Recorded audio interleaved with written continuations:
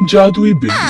चंदनपुर गांव में रीनू अपने छोटे से घर में रहती थी। उसके परिवार में उसके पिता, उसकी सौतेली माँ और सौतेली बहन मिताली रहा करते थे। सौतेली होने की वजह से वो दोनों उसके साथ भेदभाव किया करती थी, जिसे रीनू को बर्दाश्त करना ही पड़ता था। एक दिन रीनू अपने स्कूल से घर लौट रही थी, तभी उसकी नजर एक बिल्ली पर पड़ी जो कि रास्ते में बड़ी कीचड़ में फंसी थी।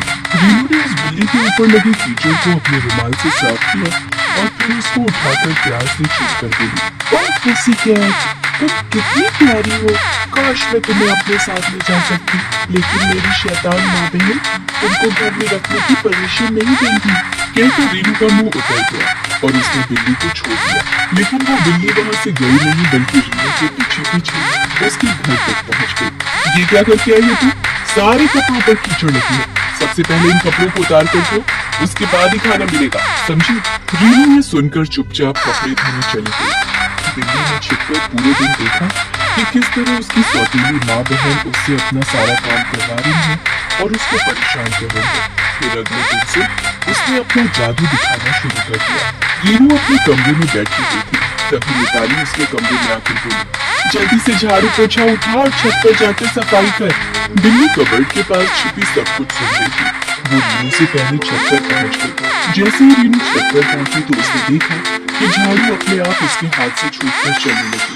थोड़ी ही देर में पूरे छत की सफाई अपने आप हो गई और रीनू ये देखकर बहुत खुश हुई। उसके बाद वो अपने कमरे में चली गई। रात में रीनू कमरे में बैठी हुई सोच रही थी कि आज उसके साथ जो कुछ भी हुआ वो किसी जादू से कम नहीं था।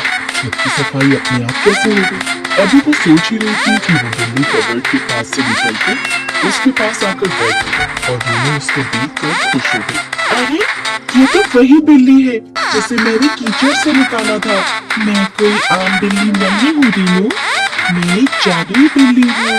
उस दिन जब तुम कह रही थी कि तुम्हारी मम्मी और बहन शैतान है, तो मैं समझ गई थी कि ये तुमको परेशान करती होंगी, तभी मैं तुम्हारे पीछे यहाँ पर आ गई थी।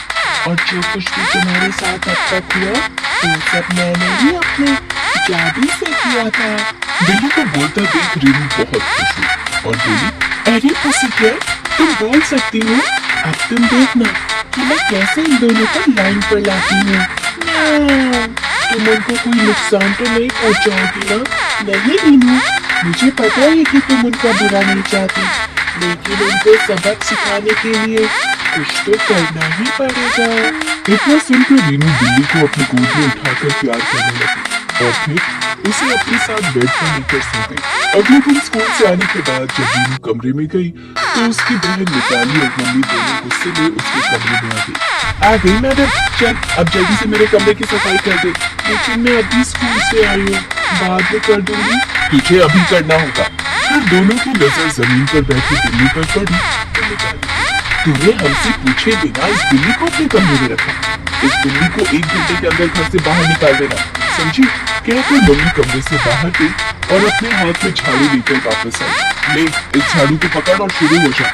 मम्मी की बात सुनकर रीनू अभी झाड़ू हाथ में लेने ही वाली थी कि बिल्ली ने मम्मी पर जादू कर दिया और उसने अपनी बेटी मिताली को झाड़ू से मारना शुरू कर दिया। मम्मी क्या कर रही हो? पागल हो गई हो क्या? मम्मी अपने हाथ को रोकना चाहती थी लेकिन रोक नहीं पा रही थी और बराबर मिताली की कमर पर मारते हुए बोली, बेटा मैं जानबूझकर नहीं कर रही। रीनू को देखकर बहुत खुश हुई और बिल्ली की तरफ देखकर मुस्कुराने लगी। अब रात के टाइम जब रीनू के पापा सो गए तो दोनों माँ बेटी गुस्से में रीनू के कमरे में पहुंची। महारानी सो रही है, चल खड़ी हो जा, आज तेरी खैर नहीं। उनकी आवाज सुनकर रीनू उठ गई और डरते हुए बोली, मैंने क्या किया है मम्मी? दिन पर दिन काम चोर होती जा रही है और आज घर की सफाई भी नहीं की। तभी रीनू की नजर बिल्ली पर पड़ी। उसने देखा कि बिल्ली बेड के नीचे जाकर छुप गई और अपना जादू दिखाने लगी। तुम दोनों मेरी बच्ची को मारने आई हो? बिल्ली औरत की आवाज में बोलने लगी, जिसे सुनकर दोनों माँ बेटी डर गई। लेकिन उनको समझ नहीं आया कि आवाज कहाँ से आ रही है। कौन हो तुम? मैं रीनू की माँ की आत्मा हूँ। तुम मेरी बेटी को रोजाना परेशान करती हो और उससे घर का सारा काम करवाती हो और मैं तुमको नहीं छोड़ूंगी।